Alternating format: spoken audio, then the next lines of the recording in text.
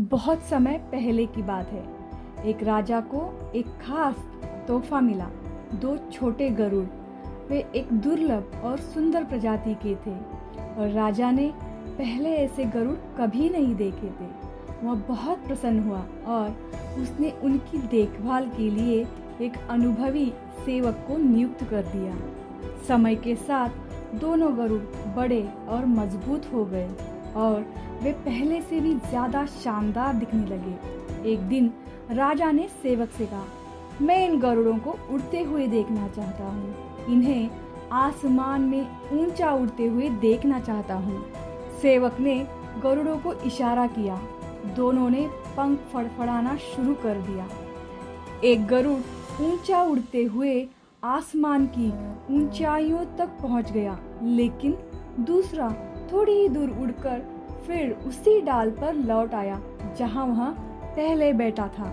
राजा ने यह देखा और चकित रह गया। उसने सेवक से पूछा, एक गरुड़ इतनी ऊंचाई तक उड़ गया, लेकिन दूसरा उसी डाल पर क्यों बैठा रह गया? सेवक ने उत्तर दिया, महाराज, शुरू से ही ऐसा है। हम कुछ भी कर ले, यह दूसरा गरुड़ अपनी डाल छोड़ने को तैयार ही नहीं होता। राजा दोनों बाजों को प्रेम करता था और चाहता था कि दूसरा गरुड़ भी उसी तरह ऊंचा उड़ सके। अपने पूरे राज्य में घोषणा करवाई, जो कोई भी दूसरे गरुड़ को ऊंचा उड़ने पर मजबूर कर देगा, उसे भारी इनाम दिया जाएगा। कई विद्वान और विशेषज्ञ आए और अपने अपने प्रयास किए, लेकिन कोई भी दूसरे गरुड़ उड़ने में सफल नहीं हुआ। कई हफ्ते बीत गए, लेकिन गरुड़ थोड़ी ही देर उड़ता और फिर उसी डाल पर लौट आता। राजा लगभग हार मानने ही वाला था कि एक दिन कुछ चमत्कारी हुआ। उसने देखा कि दोनों गरुड़ ऊंचाई पर आसमान में उड़ रहे हैं। वह आश्चर्यचकित हो गया और तुरंत सेवक को बुलाकर पूछा, यह कैसे हुआ? सेवक ने उत्तर दिया, महाराज, एक व्यक्ति ने इसे संभव बना दिया। अगले दिन राजा ने उस व्यक्ति से मुलाकात की। आश्चर्य की बात यह थी कि वह कोई विद्वान नहीं, बल्कि एक साधारण किसान था। राजा ने उसे वादा किया हुआ इनाम दिया और पूछा, तुमने वह कैसे कर दिखाया जो इतने बड़े बड़े विद्वान नहीं कर सके? किसान मुस्कुराया और बोला, महाराज, मुझे विद्वानों का ज्ञान नहीं है। मैंने बस उस डाल को काट दिया जिस पर गरुड़ बैठा करता था। जब वापस लौटने को डाल ही नहीं बची तो उसे उड़ना ही पड़ा। तो दोस्तों, इस कहानी से हमें एक गहरा सबक मिलता है।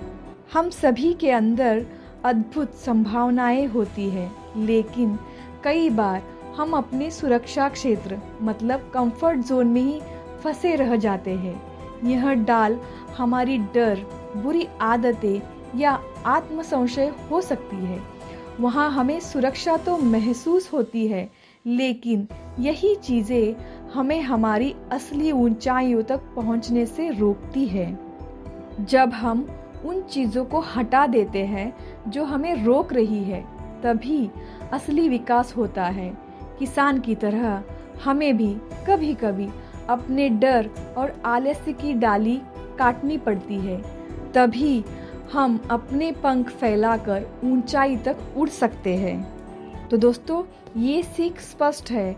अगर हमें आगे बढ़ना है और सफल होना है, तो हमें अपनी सीमाओं को छोड़कर नए अवसरों की ओर उड़ान भरनी होगी। दोस्तों, अगर आपको ये कहानी अच्छी लगी तो लाइक करना और ये कहानी किसी एक फ्रेंड के साथ ज़रूर शेयर करना, क्योंकि एक कहानी किसी के जीवन को बदल सकती है।